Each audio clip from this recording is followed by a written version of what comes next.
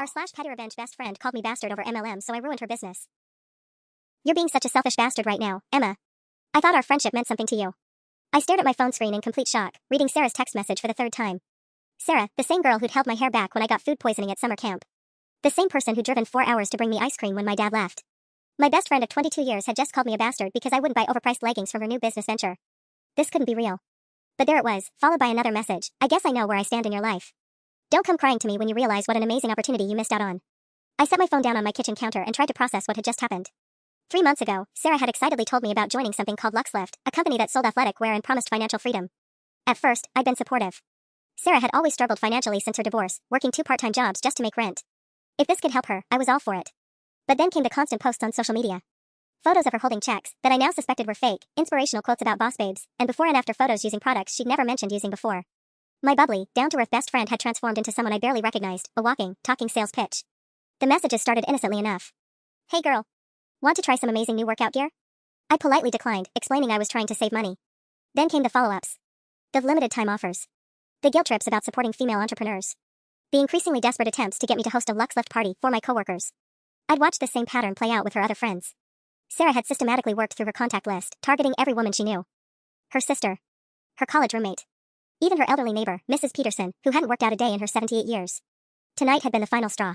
Sarah had called me, practically in tears, begging me to at least buy the starter pack. It's only $200, Emma. You spend more than that on your stupid book collection every month. When I gently explained that I genuinely couldn't afford it and didn't need workout clothes, she'd exploded. You make twice what I do. You could help me reach my sales goal if you actually cared about our friendship. Sarah, this isn't about our friendship. Everything is about friendship. Real friends support each other's dreams. I tried to explain that real friends don't pressure each other into financial decisions, but she'd hung up on me.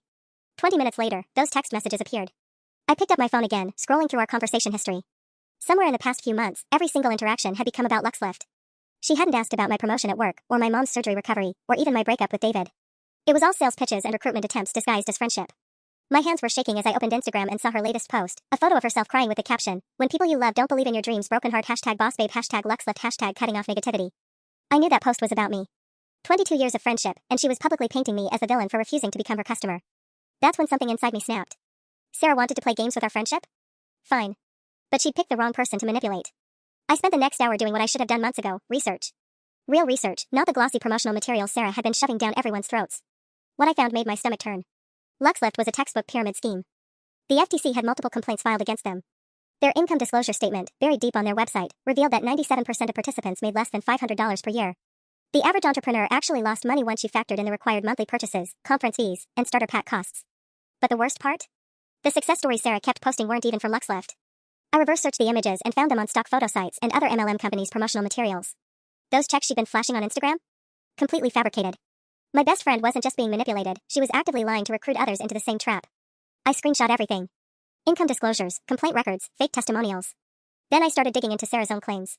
She'd posted about making $3,000 in her first month, but just last week she'd asked me to cover her half of dinner because she was waiting for her direct deposit to clear.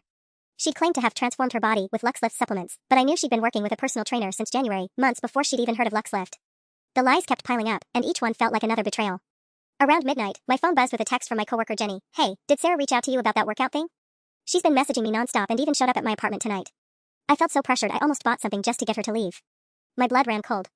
Sarah had shown up at Jenny's apartment? Unannounced? To pressure her into buying overpriced leggings? I called Jenny immediately. "Are you okay? What do you mean she showed up?" "It was so weird, Emma. She kept saying you'd given her my address and that I was ready to start my fitness journey. When I said I wasn't interested, she literally started crying and said she needed just one more sale to win some trip to Cancun." I felt so bad for her, but also, trapped. Like she wasn't going to leave until I bought something. I had never given Sarah Jenny's address. Which meant she'd gotten it some other way, probably through social media stalking or mutual connections. The mental image of my desperate best friend ambushing my coworker at her own home made me feel sick. "Did you end up buying anything?" "No, but only because my neighbor came out to check on me when he heard raised voices." Sarah finally left, but she said she'd circle back when I had time to think about it.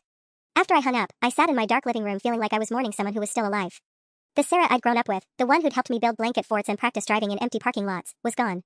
In her place was this desperate stranger who was willing to manipulate and ambush people for the slim chance of earning a few commission dollars. But it wasn't just about our friendship anymore. Sarah was targeting vulnerable people in our community. Jenny was a single mom working 2 jobs, barely scraping by. Mrs. Peterson was on a fixed income. Sarah's own sister was fresh out of college with student loans. I pulled out my laptop and opened a new document. If Sarah wanted to destroy our friendship over her precious business, then I'd make sure everyone knew exactly what kind of business they were dealing with. Time to save my community from my former best friend.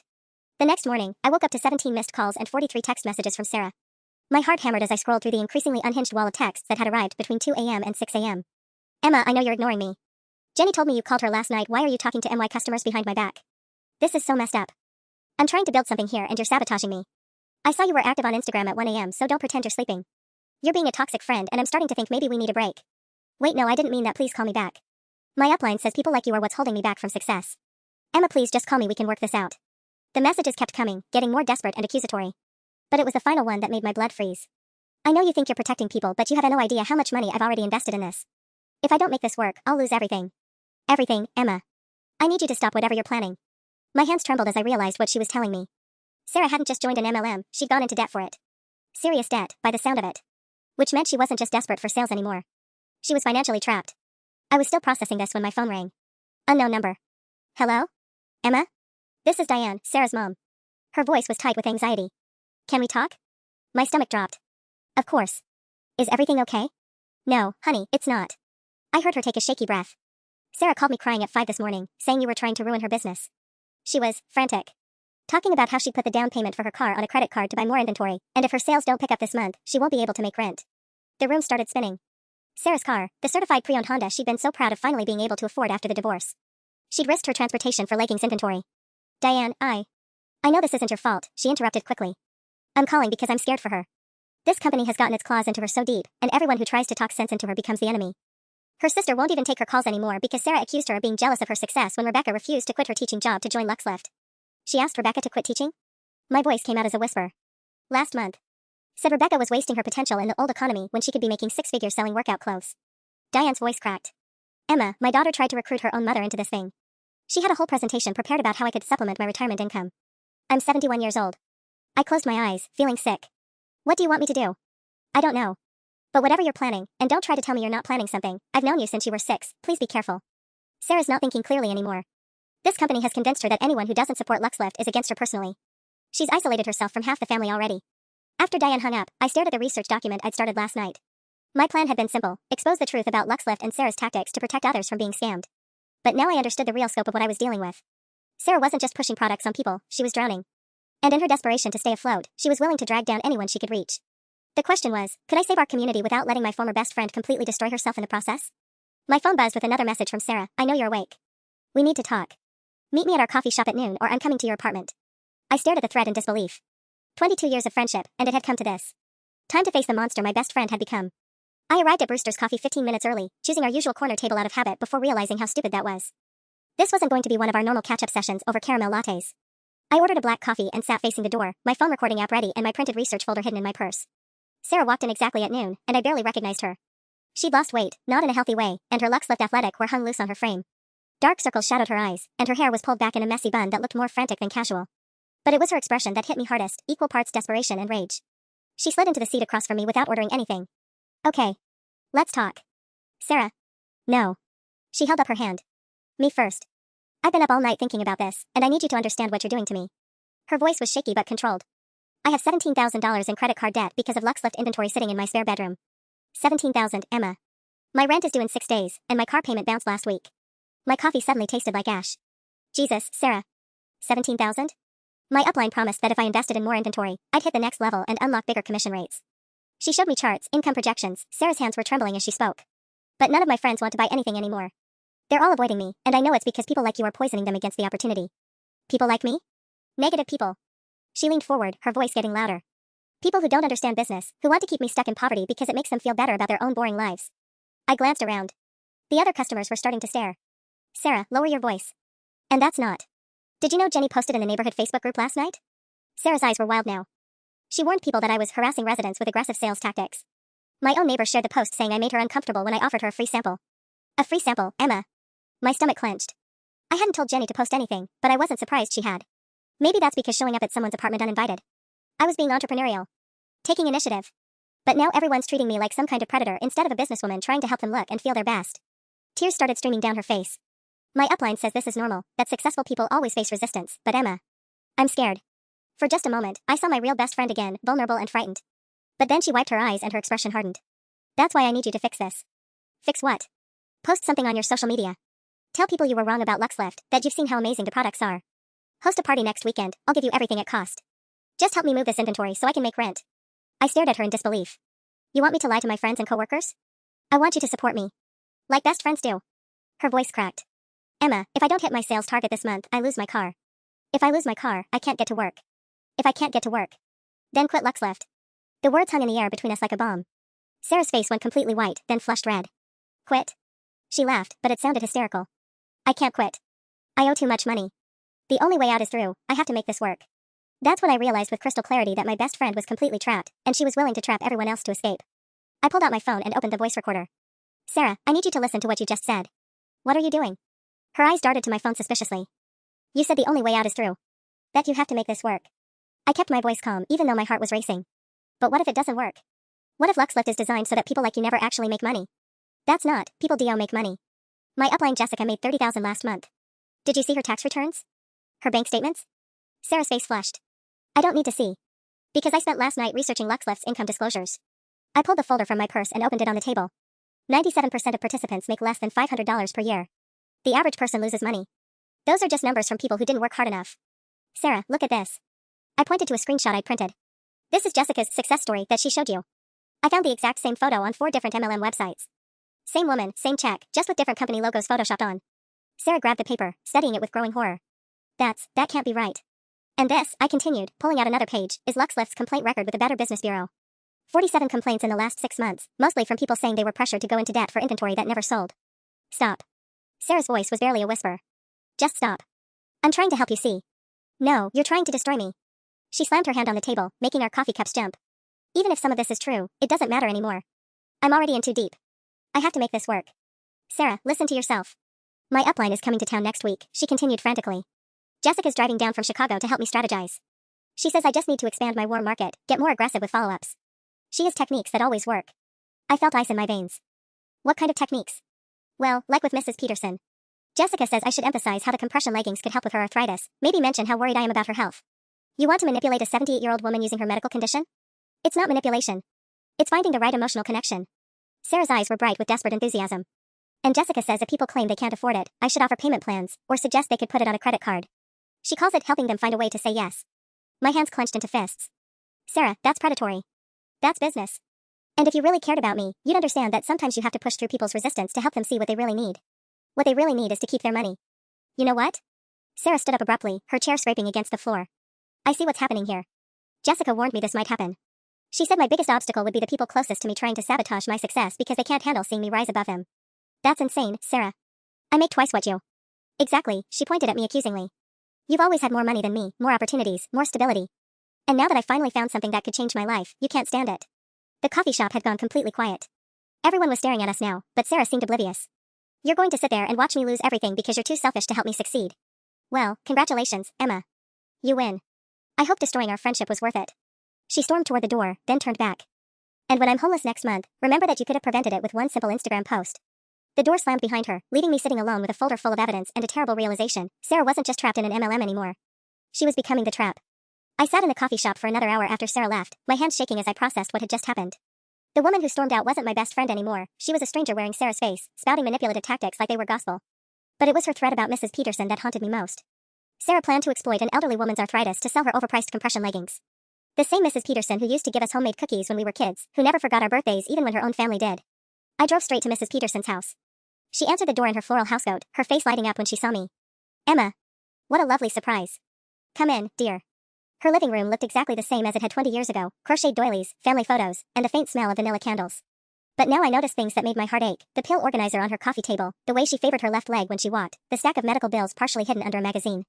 Mrs. Peterson, I need to ask you something, and I hope you won't think I'm being nosy. I settled onto her floral couch. Has Sarah talked to you about buying anything from her new business? Her expression shifted, becoming guarded. Oh. Yes, she mentioned some athletic wear. She twisted her wedding ring, a nervous habit I remembered from childhood. She was very persistent about how it could help with my joint pain. My stomach dropped. Did you buy anything? Well. She looked embarrassed. She seemed so desperate, dear. And she kept saying how much our friendship meant to her family growing up, how she just wanted to help me feel better. Mrs. Peterson gestured toward a package on her side table. I spent $200 on those compression clothes, but honestly, they don't seem any different from the ones I get at the pharmacy for $12. $200. On a fixed income. I wanted to scream. Mrs. Peterson, would you mind if I looked at what you bought? She handed me the package with obvious relief. I was hoping you might understand this better than I do. Sarah used so many business terms, and I didn't want to seem stupid by asking questions. Inside were 3 pairs of basic black leggings that felt no different from cheap workout gear. But the receipt made me see red. Alongside the $180 for the leggings was a $20 consultation fee and an automatic enrollment in a monthly VIP customer program that would charge her credit card $50 every month for exclusive products. Mrs. Peterson, did Sarah explain this monthly charge to you? She leaned over to look at the receipt, squinting through her reading glasses. Monthly charge? She mentioned something about a special club, but I thought that was free. I pulled out my phone. I'm calling your credit card company right now to cancel this. Sarah signed you up for a subscription without clearly explaining it.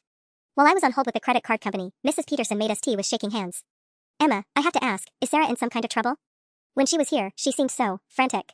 She kept checking her phone and talking about needing to hit some kind of target. I explained everything while we waited for the subscription cancellation to process.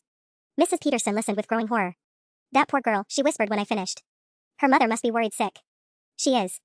I squeezed her hand. But Mrs. Peterson, Sarah might come back. Her upline is teaching her to be more aggressive, to use emotional manipulation. If she contacts you again, I'll tell her no. Mrs. Peterson's voice was firmer than I'd expected. I may be old, dear, but I'm not helpless. And I certainly won't let that child destroy herself by using me. As I drove home, my phone started buzzing with notifications. I pulled over to check them, and my blood ran cold. Sarah had tagged me in a Facebook post. When people you've loved like family betray you broken heart, some people will do anything to keep you from success, even spreading lies about a legitimate business. But I won't let toxic people stop me from changing my life. #bossbabe, #cutting off negativity, #luxleft. The post already had dozens of comments from people asking what happened. Sarah was responding to each one, painting me as a jealous friend trying to sabotage her dreams. But it was her most recent comment that made me realize how far she'd fallen. Anyone who really wants to support me and my journey can DM me for exclusive deals. I'm offering payment plans and special discounts for people who understand what true friendship looks like. Red heart. She was using our destroyed friendship as a sales tactic. The gloves were officially off. I screenshotted Sarah's Facebook post and every single comment before sitting down at my laptop. If she wanted to weaponize our friendship publicly, then the public deserved to know the whole truth. I created a detailed Google document titled Luxleft, What You Need to Know, and began methodically laying out everything. Income disclosure statements showing 97% of participants lose money. Screenshots of fake testimonials. Photos of the identical success story images used across multiple MLM websites. The Better Business Bureau complaints. The FTC warnings about pyramid schemes. Then I added a personal section, a message about my former friend Sarah. I kept it factual but damning. Screenshots of her pressuring texts. Documentation of her targeting elderly neighbors and financially struggling single mothers. The truth about her debt spiral and increasingly desperate tactics. But I saved the most devastating evidence for last, a screen recording I'd made of her Luxleft upline's training videos, which Sarah had accidentally given me access to when she'd shared her login months ago to show me a motivational presentation. The videos were a masterclass in psychological manipulation. Jessica's chirpy voice explaining how to exploit people's insecurities, target new moms who feel bad about their post-baby bodies, approach people going through divorces when they're emotionally vulnerable, use friendship and family relationships as leverage for sales. One segment made my skin crawl. If someone says they can't afford it, that's not a real objection, that's a limiting belief. Your job is to help them see past their poverty mindset by finding their emotional pain point. Is it health fears? Relationship insecurity? Fear of missing out? Push that button until they find a way to say yes. Another video showed Jessica teaching distributors how to rack up debt strategically. Your initial investment shows the universe you're serious about success. Scared money don't make money, ladies. Max out those credit cards for inventory you can't sell from an empty wagon. I had documented proof that Luxleft was deliberately training people to manipulate their own friends and family, to encourage financial irresponsibility, and to target vulnerable populations. Before I published anything, my phone rang. It was Jenny from work. Emma, I'm so sorry to bother you, but Sarah just showed up at my apartment again. Jenny's voice was tight with stress. She has some woman with her this time, says she's her business mentor and they want to do a personalized style consultation for me. They're being really aggressive about coming inside. My blood turned to ice. Jessica was here. And she was teaching Sarah to ambush people in person. Don't let them in, I said, grabbing my keys. I'm coming over. The mentor lady is saying they drove all the way from Chicago just to help me, and it would be rude to turn them away. She's making me feel like I'm being unreasonable. Jenny, listen to me. You are not being unreasonable. Tell them you're not interested and close the door. If they don't leave, call the police. But Sarah looks so desperate, Emma. She's just standing there crying while this other woman does all the talking. A chill ran down my spine. Jessica was using Sarah's breakdown as a manipulation tactic, making Jenny feel guilty while the professional handled the high-pressure sales pitch. I'll be there in 10 minutes. Do not let them inside. I raced across town, calling Mrs. Peterson on the way. It went straight to voicemail, which terrified me. Were they making rounds to everyone Sarah had previously contacted? When I pulled up to Jenny's apartment complex, I saw Sarah's car in the parking lot, and a white BMW with Illinois plates that had to belong to Jessica. Through Jenny's front window, I could see silhouettes of 3 people. They'd gotten inside. I called Jenny's cell phone as I walked toward her door. When she answered, I could hear a woman's voice in the background speaking rapidly about life-changing opportunities and limited-time pricing. Jenny, I'm outside. Make an excuse to come to the door. Oh, that's my neighbor, I heard Jenny say to the room. I should probably see what she needs. The door opened, and I got my first look at Jessica. She was exactly what I'd expected, polished, predatory smile, and designer clothes that screamed fake it till you make it. But it was Sarah standing behind her that broke my heart. She looked like a ghost, hollow-eyed and trembling. Emma. Jessica's voice was saccharine sweet. Sarah's told me so much about you. I'm Jessica, her business mentor. We were just helping Jenny explore some amazing opportunities. Jenny, grab your keys. We're leaving. I kept my eyes locked on Jessica. Oh, there's no need for that. Jessica laughed, but her smile didn't reach her eyes. We're just having a friendly conversation about financial empowerment. Unless you're not supportive of your friend's success? Sarah stepped forward then, her voice barely a whisper. Emma, please. Jessica says if I don't make a sale tonight, she can't help me anymore. I'll lose everything. The desperation in her voice was heartbreaking, but I could see Jessica's slight nod of approval. Even Sarah's breakdown was scripted. Then you should probably know, I said, pulling out my phone, that I've documented everything about Luxlift's predatory practices. Including the training videos where Jessica teaches people to manipulate their friends and family. Jessica's fake smile finally cracked. And I'm about to share all of it publicly. Jessica's composure shattered completely. Her polished mask slipped, revealing something cold and calculating underneath. You recorded private training materials? Her voice dropped to a dangerous whisper. That's theft of intellectual property. I could sue you for everything you own. Good luck with that, I shot back. Considering those training materials are evidence of consumer fraud. Sarah looked confused, glancing between us like she was watching a tennis match in a foreign language. What training materials? Jessica, what is she talking about? Jessica's jaw tightened. Sarah, honey, this is exactly what I warned you about. Some people will say anything to tear down successful women. We should go. No. Sarah's voice was stronger than I'd heard it all day. Emma, what training materials? I could see the moment of clarity beginning to break through Sarah's desperation, and Jessica could see it too. She moved closer to Sarah, placing a protective hand on her arm. Sarah, sweetie, you're upset. You're not thinking clearly. Remember what we talked about, your emotions are compromised right now because of your friendship trauma. Let me handle this. Friendship trauma? Sarah blinked rapidly. Is that what this is? Your subconscious is self-sabotaging because you're afraid of outgrowing your old relationships, Jessica continued smoothly. It's completely normal for people at your level of growth. But we can't let other people's limiting beliefs infect your success mindset. I watched in horror as Sarah nodded along, her moment of clarity slipping away. Jessica was good, really good. She'd probably practiced this exact script on dozens of vulnerable women. Sarah, I said urgently, she's manipulating you right now. Listen to what she's actually saying. Emma, stop. Sarah's voice cracked. Just stop. You've done enough damage already. What damage? Trying to protect people from. I got fired today. The words exploded out of Sarah like they'd been trapped under pressure. My boss called me into his office this morning because 3 different coworkers complained about me harassing them to buy Luxlift products. Apparently, I violated company policy about soliciting during work hours. My stomach dropped. Sarah, I didn't know. Of course you didn't know. Because you've been too busy playing detective instead of supporting me. Tears streamed down her face. I lost my main source of income, Emma. My car payment bounced this morning. My landlord called about late fees. And instead of helping me figure out how to salvage this mess, you're sabotaging the only chance I have left. Jessica stepped forward, her predatory smile returning. You see what negative influences do, Sarah? They create chaos and then blame you for the consequences. This is why successful people have to make hard choices about who stays in their lives. Wait, Jenny spoke up for the first time, looking pale. You got fired? Sarah, if you're in that much financial trouble, shouldn't you be looking for another job instead of? Instead of what? Jessica's voice sharpened. Instead of building a business that could replace that job 10 times over? That's exactly the employee mindset that keeps people trapped in poverty. But if she needs money now, Jenny persisted. She needs to think bigger. Jessica's mask was slipping again. Quick fixes and safety nets are for people who don't have vision. Sarah has the potential to build generational wealth, but only if she stops listening to small-minded people who want to keep her playing small. I saw my opening. Sarah, asked Jessica how much money she made last month. Not gross sales, net profit after expenses. Jessica's eyes flashed dangerously. My financial details are none of your. Because I found her real income disclosure, I continued, pulling up my phone.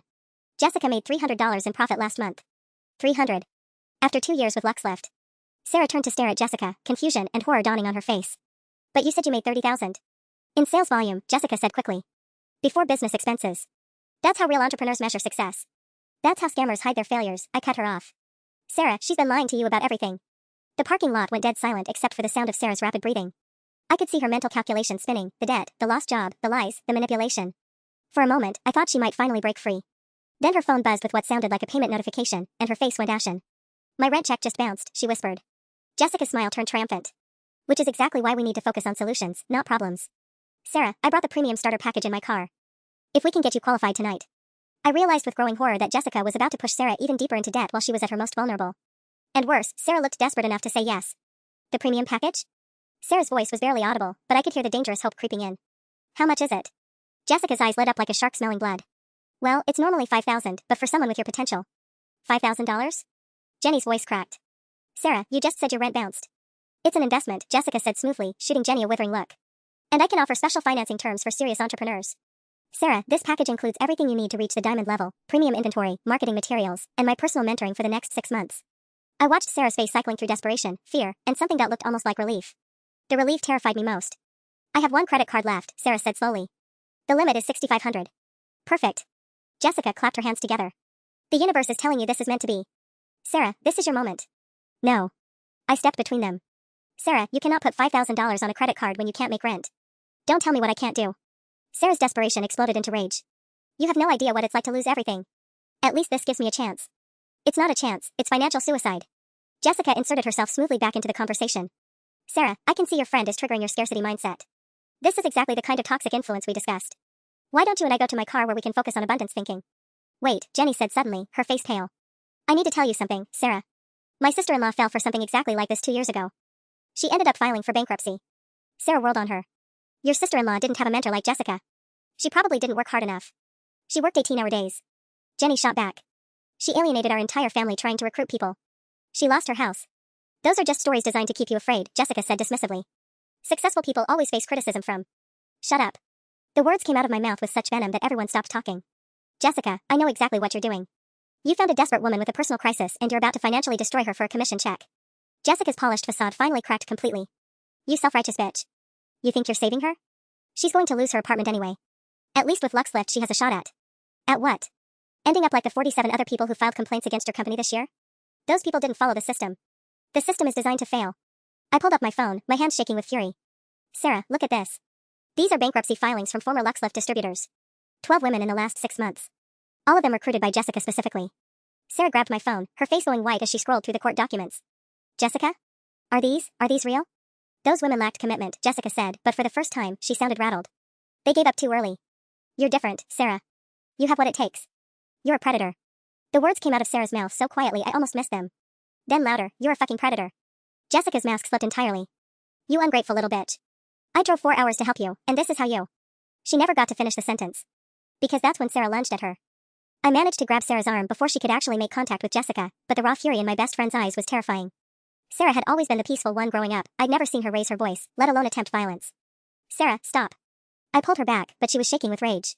4 months, she screamed at Jessica, who had stumbled backward against Jenny's doorframe. 4 months of my life. I turned my spare bedroom into a warehouse. I harassed my own family. I lost my fucking job because of you. Jessica straightened her designer blazer, her composure returning now that she was out of immediate physical danger. Sarah, you're having an emotional breakdown. This is exactly why most people fail in business. They can't handle the pressure of success. Success? Sarah's laugh was unhinged. I haven't sold anything in 3 weeks. The only people buying from me are doing it out of pity. Because you're not following the system I taught you. I followed every word. Sarah's voice cracked. I made the social media posts. I reached out to everyone in my contact list. I showed up at people's houses like you said. I went into debt for inventory like you said. I even tried to recruit my own mother.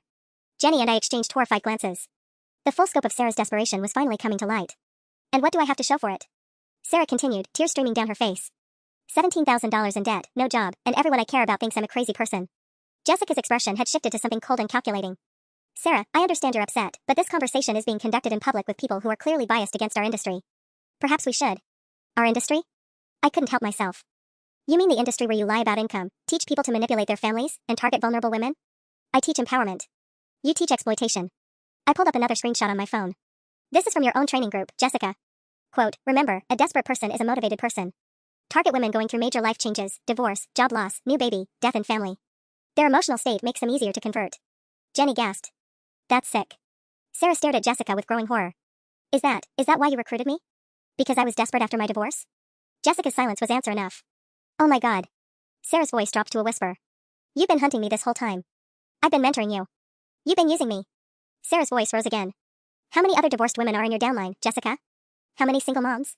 How many people did you target when they were at their lowest point? Jessica's jaw tightened. I help women see opportunities they wouldn't normally consider. You're a vulture, Jenny said quietly, but her voice carried clearly in the tense air. You literally circle around people when they're broken and feed off them. This conversation is over. Jessica pulled out her phone. Sarah, when you're ready to have a mature discussion about your future instead of listening to these toxic influences, you can call me. But I won't tolerate this kind of disrespect. She started walking toward her BMW, but Sarah called after her. What about my money? Jessica paused without turning around. What money? The money I already invested.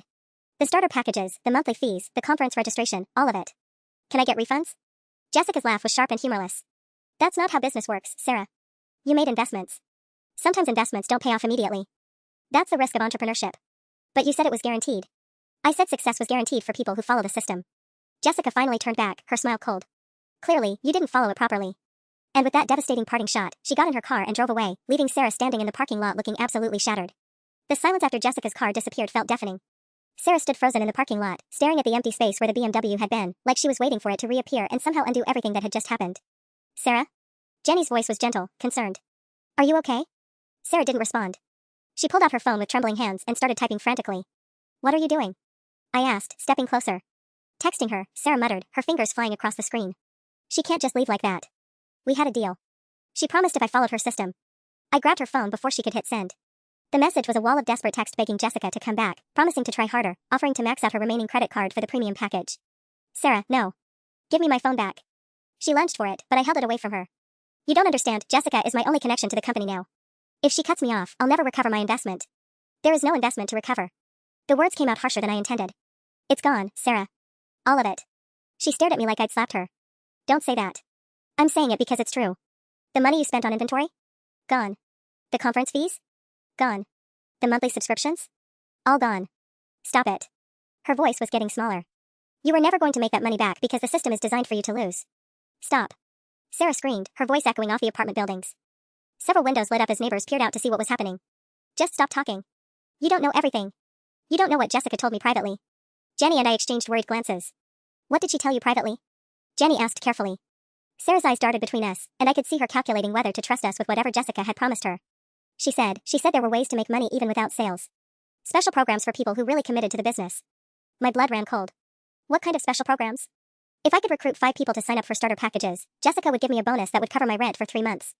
Sarah's voice was getting more animated, like she was convincing herself all over again. And she knows investors who sometimes buy out people's inventory if they meet certain targets. Sarah, that sounds like... It's not a scam, she snapped. Jessica showed me bank records from other distributors who made money this way.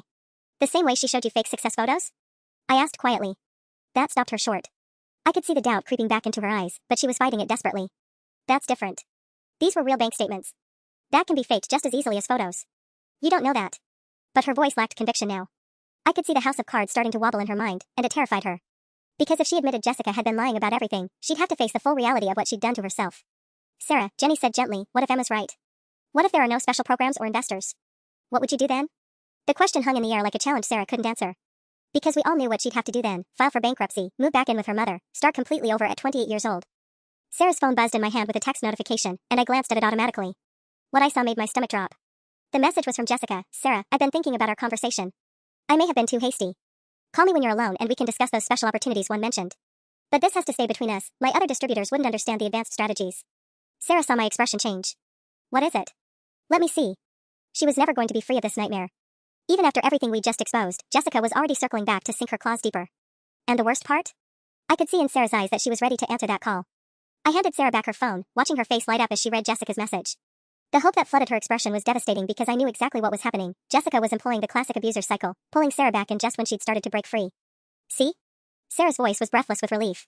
I told you there were special programs. Jessica wouldn't have driven all the way here if she didn't believe in me. Sarah, this is textbook manipulation, I said urgently. She's love-bombing you after making you feel worthless. It's what predators do. But Sarah was already walking away from us, phone pressed to her ear. Jessica? Hi, it's me. I'm so sorry about earlier, my friends got me all worked up and I wasn't thinking clearly. I felt sick listening to her apologize for having a normal reaction to being scammed. Jenny grabbed my arm, her face pale with worry. We can't let her go through with whatever Jessica's planning, Jenny whispered. Through the phone, I could hear Jessica's sugary voice. Oh sweetie, I completely understand. That's why I always say you have to be careful who you share your dreams with. Some people are so trapped in their own limitations that they'll try to drag you down to their level. Sarah was nodding eagerly, walking further away from us. You're absolutely right. So about those advanced strategies. Not over the phone, honey. This is sensitive information that could get me in trouble with corporate if it got out. Can you meet me at the Marriott downtown? I'm in room 847. My blood turned to ice. Jessica wanted Sarah alone in a hotel room, away from any witnesses or voices of reason. This was about to get so much worse. Of course. Sarah said immediately. Should I bring anything? Just your credit card and your determination to succeed. Oh, and Sarah? Don't mention this meeting to your friends. They've already shown they can't handle your success journey. The call ended, and Sarah turned back to us with a manic smile that made my chest tight with fear.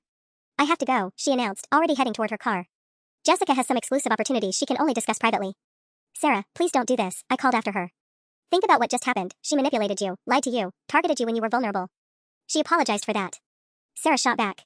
And she explained that sometimes mentors have to push their students outside their comfort zones. It's called tough love. Jenny stepped forward. Sarah, why does she want to meet you in a hotel room? Why not a coffee shop or her office? Because this is confidential business information. Sarah's voice was getting shrill. Jessica could lose her position if competitors found out about these advanced programs. I realized with growing horror that Jessica had prepared Sarah for every logical objection we might raise. She'd created a conspiracy narrative that made secrecy seem necessary and painted any outside concerns as threats to Sarah's success. What if we came with you? I suggested desperately. Just to wait in the lobby while you meet. Absolutely not. Sarah's tone turned cold. Jessica specifically said this opportunity is only for people who've proven they can think independently. Bringing you would show I'm still being controlled by negative influences. She was almost to her car now, keys in hand. In 30 minutes, she'd be alone in a hotel room with a woman who specialized in financially destroying vulnerable people. Whatever Jessica was planning, whether it was a mysterious premium package, some kind of advance fee scam, or something even worse, Sarah was walking straight into it with her eyes wide shut. Sarah, what if I'm right? I called out as she opened her car door. What if this destroys you completely? She paused, and for just a moment, I saw a flicker of fear in her eyes. Then she straightened her shoulders. Then at least I'll know I tried everything instead of giving up like a coward. The car door slammed, and she drove away, leaving me standing in the parking lot with the terrible certainty that I was about to lose my best friend forever. I stood frozen in that parking lot for a full minute after Sarah's taillights disappeared, my mind racing through worst-case scenarios. Jessica had Sarah completely isolated now, physically and emotionally cut off from anyone who might talk sense into her. Whatever was about to happen in that hotel room, Sarah would face it alone. We have to do something, Jenny said, echoing my thoughts. Should we call the police? And tell them what? That a grown woman is voluntarily meeting someone for a business discussion? I shook my head grimly. They can't arrest Jessica for being a predator unless she actually breaks the law. But even as I said it, I was pulling out my phone. There had to be someone who could help, someone with authority who understood how these schemes worked. That's when I remembered my coworker David from the fraud prevention department. He'd mentioned working with the FTC on MLM cases before. It was worth a shot. David answered on the second ring. Emma? What's wrong? You sound panicked. I explained the situation rapidly, my words tumbling over each other. She's driving to meet this woman right now, David. In a hotel room. And Sarah just lost her job, her rent bounced, she's desperate enough to agree to anything. Jesus, David muttered. Okay, this Jessica person is almost certainly running what we call a desperation close. She'll promise Sarah exclusive access to some fake high-level program, but only if she acts immediately. The hotel room is specifically chosen to create pressure. Sarah will feel trapped and more likely to comply. What kind of compliance are we talking about? Could be anything. Maxing out her remaining credit for inventory. Signing loan documents for cash advances. Sometimes they even get people to take out title loans against their cars. David's voice was grim. I've seen cases where predators convinced people to drain their retirement accounts for investment opportunities. My stomach dropped. Sarah still had her 401k from her previous job. How much can they typically get from someone in Sarah's situation? If they're really good? Everything. These people are psychological experts, Emma. They know exactly which buttons to push when someone's drowning financially. The hotel room creates artificial urgency, isolation amplifies desperation, and the promise of exclusive opportunity triggers fear of missing out. There has to be something we can do. Actually, there might be. David's tone shifted, becoming more focused. What hotel did you say? The Marriott downtown. Perfect. I have a contact in their security department, former FBI who helps us with fraud cases sometimes. If I call him now, he might be willing to do a welfare check. Not to interfere with the meeting, but just to make sure it stays businesslike. It wasn't much, but it was something. Do it. Please. While David made his calls, I sat in my car trying to figure out what else I could do. That's when Sarah's Facebook post from earlier caught my eye again, the one where she'd publicly painted me as the villain for not supporting her dreams. An idea started forming. A terrible, necessary idea. If Jessica was counting on secrecy and isolation to manipulate Sarah, then maybe it was time to shine a very bright light on exactly what LuxLift was doing to people. I opened the Google document I'd been preparing and added one final section, Sarah's story, a real-time case study in MLM predation. Then I began typing everything that had happened today, from our coffee shop confrontation to Jessica's psychological manipulation tactics to Sarah's current situation. I included screenshots of Jessica's training materials, documentation of LuxLift's complaints and lawsuits, and a detailed timeline showing how a desperate woman could be systematically destroyed by people pretending to help her. But I didn't publish it yet. First, I needed to make one more phone call. Mrs. Peterson? It's Emma. I need you to call everyone you know who might be on Sarah's contact list. There's something they need to see. I spent the next hour frantically coordinating what felt like a digital intervention. Mrs. Peterson called her bridge club, half of whom had apparently been contacted by Sarah in recent weeks. Jenny reached out to her coworkers who'd been targeted. I messaged everyone I could think of from Sarah's wider social circle. The responses were eye-opening and heartbreaking. Sarah's harassment had been far more extensive than I'd realized. Her college roommate, Rebecca, had actually blocked Sarah's number after she'd called crying at 2 a.m., begging her to buy just one starter pack to help her hit a monthly quota. Her neighbor had filed a complaint with their apartment complex after Sarah had waited by the mailboxes to ambush residents with product samples. But the worst revelation came from Sarah's sister, Lisa, who called me in tears. Emma, I'm so glad you reached out, Lisa sobbed. Sarah asked me to co-sign a loan application last week. She said it was for a new business opportunity that would let her pay me back triple within 6 months. My blood ran cold. Please tell me you didn't. I almost did. She was so convincing, talking about how this mentor had special connections and exclusive programs. But something felt off about the paperwork. It was for $25,000, and the interest rate was insane. $25,000. Jessica wasn't just planning to max out Sarah's credit cards, she was preparing to bury her in predatory loans. Lisa, I need you to do something for me right now. Call Sarah and tell her you've been researching LuxLift online and found some concerning information. Don't mention me, just say you're worried about the company. I tried calling her an hour ago, but it went straight to voicemail. Her phone might be dead, or Lisa's voice caught. Emma, what if she's already signed something? What if it's too late? Before I could answer, my phone buzzed with a call from David. Emma, my security contact at the Marriott is in position. He confirmed that a woman matching Sarah's description entered the hotel about 40 minutes ago and went up to the 8th floor. And? He's been monitoring the hallway. The room service order placed from 847 was concerning. My heart started racing. What kind of room service? A bottle of champagne and chocolate-covered strawberries. Classic manipulation tactic, create a celebratory atmosphere to make signing documents feel like a victory instead of a mistake. The image of Sarah, desperate and vulnerable, being plied with champagne while Jessica pushed loan documents in front of her made me feel sick. Can your contact intervene? Not without probable cause. But Emma, there's something else. The credit card used for that room service charge? It was flagged by our fraud monitoring system 6 months ago. Same card was used to book hotel rooms in 12 different cities, always followed by reports of people being pressured into high-dollar financial commitments. So Jessica's done this before. Many times. She's like a traveling predator, moving from city to city targeting MLM distributors who are struggling. She finds them through social media posts about financial stress, builds false trust through fake mentoring, then isolates them for the final manipulation. My phone started buzzing with text notifications. People were responding to my outreach, sharing their own experiences with Sarah's increasingly desperate sales tactics. But it was a message from Sarah's landlord that made my hands shake. Emma, this is Tom Bradley, Sarah's landlord. Mrs. Peterson gave me your number. Sarah came by my office this afternoon asking for a 3-month extension on her lease payments. She claimed she had a business deal closing tonight that would cover everything she owed plus late fees. I told her I needed payment by tomorrow or I'd have to start eviction proceedings. Did she mention this to you? Sarah wasn't just risking her financial future with whatever Jessica was proposing, she was gambling with her housing stability. If tonight went wrong, she could be homeless within weeks. That's when my phone rang with a number I didn't recognize. My heart stopped when I heard Sarah's voice on the other end, but she sounded strange. Giddy almost. Emma. I had to call you. Her words were slightly slurred. You're never going to believe what Jessica just offered me. Sarah, where are you? I gripped the phone tighter, my heart hammering. Are you still at the hotel? Yes. And Emma, Jessica was right about everything. Sarah's voice was breathless, excited in a way that made my skin crawl. There really are special programs. She just showed me contracts for 3 different investors who want to buy MLM territories. I could make $50,000 tonight. Sarah, you've been drinking. Don't sign anything. It's just champagne. We're celebrating because I'm about to become a regional director. She giggled, and the sound was so wrong coming from my desperate, broken best friend. Jessica says this almost never happens, but I have exactly the kind of story investors want, someone who's overcome adversity and fought through negative influences. Through the phone, I could hear Jessica's voice in the background, tell her about the exclusivity clause, Sarah. How this opportunity expires in 20 minutes. 20 minutes. Classic high-pressure sales tactic, create artificial urgency to prevent rational thinking. Sarah, listen to me very carefully, I said, putting the call on speaker so Jenny could hear. Jessica is lying to you. There are no investors. This is exactly what she did to the 12 other women who ended up filing for bankruptcy. That's what she said you'd say. Sarah's voice turned defensive. She warned me you'd try to sabotage this because you can't handle seeing me succeed.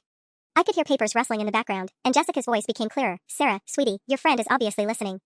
Remember what we discussed about protecting your success from toxic influences? Maybe you should hang up and focus on this incredible opportunity. No. I shouted into the phone. Sarah, I'm publishing everything tonight.